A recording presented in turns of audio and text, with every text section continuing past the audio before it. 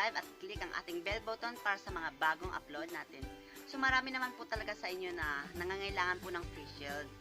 At dito po sa aming barangay, yung nalaman namin na magpapatupad po ang aming mayor dito sa Balingasag, Misamis Oriental ng bagong protocol na hindi makakapunta ng syudad ang mga tao pag walang face shield. So ako natataranta po ako kasi palagi po ako pumupunta sa Balingasag dahil kumukuha po ako ng pera sa Palawan. Kaya napag-isipan ko po, nabibili po ako ng sarili kong face shield. Kaya ang nabili ko po ay may garter. At may nakalagay po itong mga protocols sa mga warm tips. Kaya babasahin po natin yan mamaya. So bumili din po ako ng 2 mask. Kasi naawa po ako sa kapatid ko kasi wala po siyang mask. At curious po ako sa kanya. Naawa po ako sa kapatid ko kasi wala na po siyang chance na tumaas. Charot! So basahin na po natin ang mga tips na nakalagay dito sa face shield. So, ang nakalagay ng mga tips dito sa face shield ay only used for daily protection. Only, ikaw lang talaga makakagamit. Bawal nang gagamit ang iba. At sunod ay kitchen protection. So, ang kitchen protection ay pinoprotektahan niya yung kusina mo. Para walang mga germs. At please remove the odor. I-remove. At yung siguro, yung nakalagay yung dito. Hindi ko po na sa inyo napakita yung nakalagay dito bago mo siya gamitin. Protective films before using. Protective. Nagagamit pa po siya sa paggagamitin mo sa susunod. At anti-flag face shield. Anti-fog face shield. Pwede mo ipapagamit ito sa anti mo. Bawal sa ang cold, ganyan. Anti lang talaga. Kasi anti yung nakalagay dito yun dapat ang sundin natin. Protect full face and from droplets. Protect full face. Lahat ng mukha mo nito. Katulad nito. Kaya pala protect full face. Pinaprotektan yung buong mo katawan, buong mukha.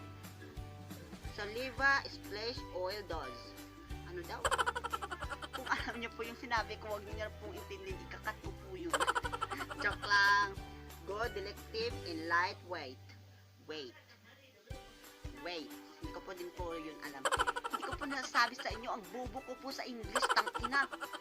Hindi lang po alam. Hindi lang po ako sa English ang bobo. Bobo ko din po sa sa math. Alam niyo kung bakit? Ang gusto ko lang po sa math plus. Hanggang ngayon, hindi pa din po ako marunong sa time. Wait lang kayo. So, ang last, adjustable headband release pressure. So, ito, headband. Pag tinanggal mo ito, tatanggalin mo din ulit. Ako lang natatawa sa joke ko. So, hindi ko na po ito patadagalin. I-share ko lang po yung binili ko na facial para bumili na din po kayo sa inyo. So, tatawa-tawa lang po, bumili na din po kayo kasi bukas na po magsisimula.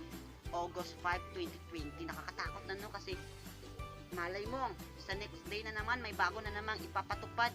Bawal lang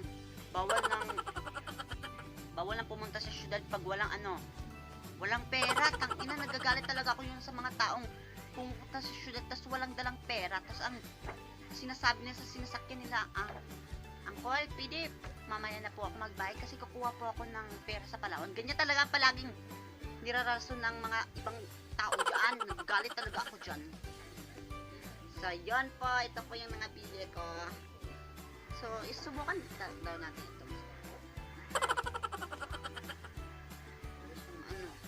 Paano ba ito suotin? Nagbabalik ko yung niya. Ay, ganito pala. Hala, putang ina, ang ganda ko. Oh my God. So, gagamitin ko po ito dahil papunta po ako mamaya sa merkado. Bibili po ako ng mga ulam namin. So, hindi ko na po ito patatagalin. Kung nagustuhan niyo po itong video na ito, huwag mo na patagalin mag-subscribe at i-click ang like, share, and mag-comment ko na din po kayo kung nagustuhan niyo. At huwag mo din kalimutan i-click ang ating bell button para sa next video natin. So, maraming salamat. I hope na nagustuhan niyo itong video na ito. So, bye-bye! Dito na po tayo magtatapos.